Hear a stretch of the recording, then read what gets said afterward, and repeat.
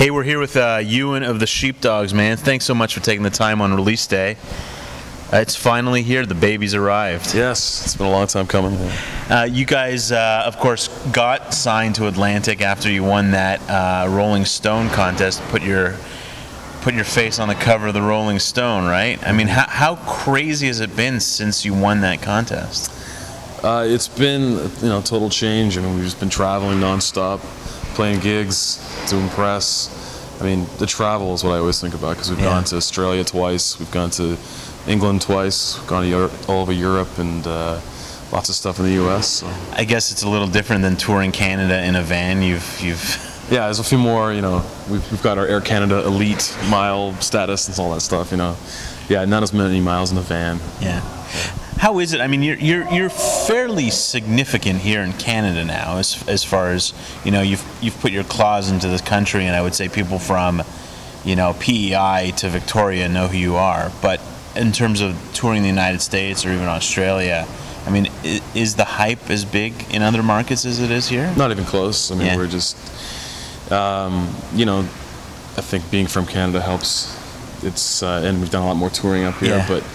Yeah, there's a lot of work to be done in the U.S. and in Australia and all the other places. It's just, it's still a new thing for them, and that's part of the reason that the album is self-titled, is because it's kind of like an intro.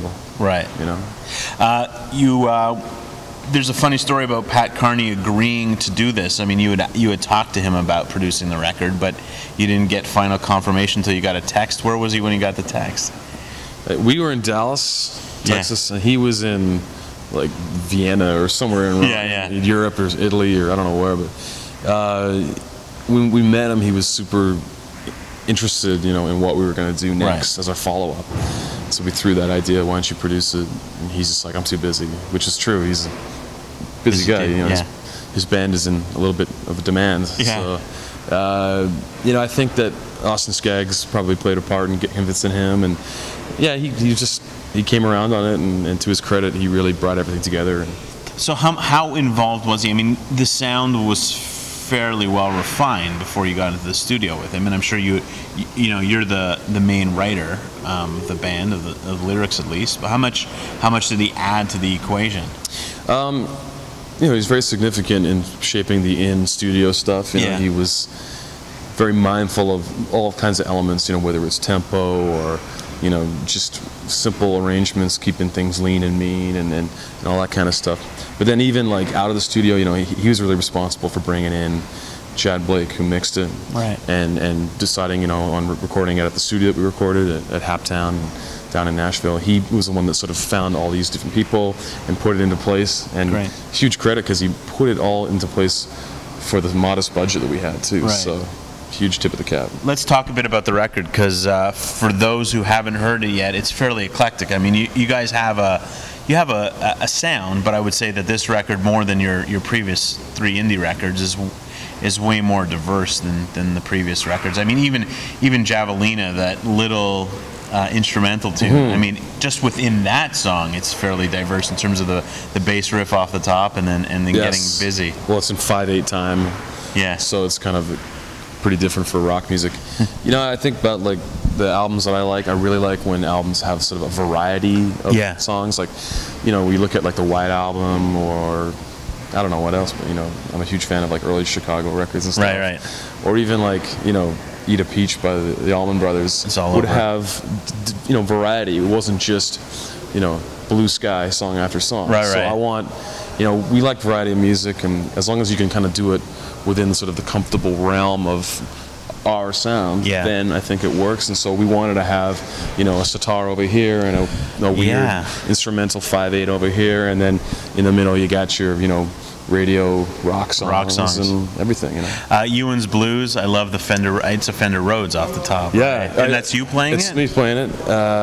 Actually, a Wurlitzer to be, but they're very similar. I mean, that's an old song that I had kicking around for a long time. And I'm very egotistical. I wanted to have my name in a song. Like, right. It came from like Ray Charles would have Ray's Blues. Right. Yeah. The Way It Is the first single, and it's just straight ahead rock and roll, what people know you for. I mean, were you conscious of that when you were putting songs on the record, that you wanted to have a couple of feel-good rock tunes on the record? Yeah, absolutely. I mean, we're always mindful of sort of hitting a variety of notes, and it's not like super conscious where we're like, okay, we need a rock song, we need this, we need this, but you know, we sort of try to let the chips fall where they've, you know, naturally, and hopefully you hit enough of those bases. But that was a song that when I sent demos to Pat, when we were doing our Canadian tour last December, I was sending him demos in the email, and that was the one he immediately was like, this song should be, this is the single. So yeah. But the whole, I mean, Laid Back too is one of those anthemic rock songs. I mean, you guys know how to write those kinds of songs, right? I mean, you specifically. How hard is it to write? It's the age-old question. How hard is it to write a pop song? I don't know. I mean, it's different for everybody. I think of it as a bit of like a craft where if you've got a knack for it and then you work really hard and keep working and honing it, and it's going to get easier and get better. So on a record that has 14 tracks, and they all zip in. There's one track that's like over 414, but most of them zip in. They're short. How many songs did you write for the record? I don't know. I didn't really like write a specific like amount. Like I have like a catalog of songs. I have this long list of all these demos that I always have. Like I'll just be walking down the street and I'll get an idea and I'll sing it in my phone, and then I'll sit down and work on the song some other time. So it was a matter of just like picking whatever we wanted to work on, and we recorded 14 songs with the idea that 12 would be the album and 2 would be like B-sides, and then we ended up liking the B-sides because one was Javelina and one was In My Mind. And it's Javelina, sorry. Yeah, and I noticed that... I had the Olympic spirit, that's why it was Javelina. No, everyone says that. The only guy that got it right was, I did an interview with a guy from California. Right. All the Mexicans out there, so they know how to speak Spanish, but yeah. Cool. Well, continued success, man. It's great that this record's out, and that, you know, Americans will now get a taste of what we've had up here for so long. And very excited about that. And thanks for dropping by on this day. I know you got a lot of stuff and you're very busy, but thanks for dropping by, man. And continued success. And we'll see you on Twitter. We'd love to talk ball on Twitter. Oh yeah. Talk about the horrible Jays collapse and everything. So yeah. Cool. Appreciate it. Thanks, man.